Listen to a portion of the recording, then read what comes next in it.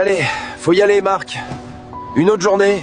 Dans le silence du matin, certains sortent d'un lit.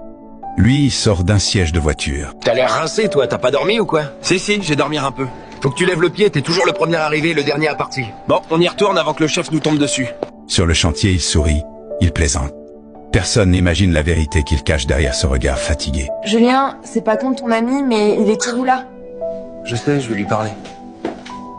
Écoute, Marc, tu sais, t'as un frère pour moi, mais Claire commence à mal le vivre. Je peux pas la perdre. Je comprends, t'inquiète. Je vais pas t'embarrasser. Merci pour tout, frère. L'hospitalité a ses limites. Même les plus proches finissent par se sentir gênés de ta présence. La pluie frappe les vitres. Le monde dort derrière ses murs. Lui, il regarde la lumière des autres, en espérant un jour en avoir une à lui. Votre dossier est bien enregistré, monsieur Dupont, mais la liste d'attente est très longue. Vous êtes 412e? 412e? Oui, malheureusement. Les situations prioritaires passent avant.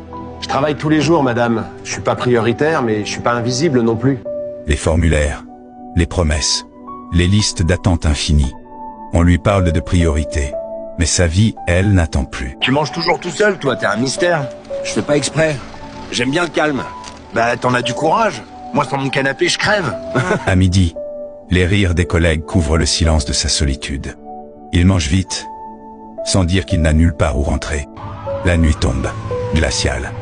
Il ferme les yeux, tente d'oublier qu'il dort là où d'autres garent leur voiture. Au petit matin, il cache sa honte derrière la routine.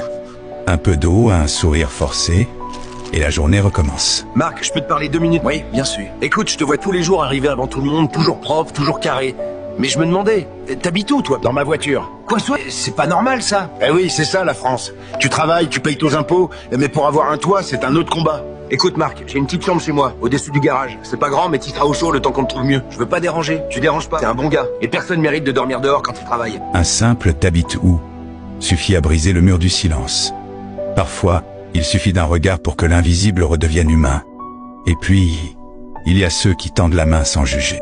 Cette nuit-là, il a retrouvé ce que beaucoup oublient de chérir. La chaleur d'un lit et le luxe du repos. Bien dormi? Oui, pour la première fois depuis longtemps. Un homme neuf, un regard apaisé. Parce qu'un geste peut tout changer. Le travail devrait ouvrir des portes, pas forcer à dormir dehors.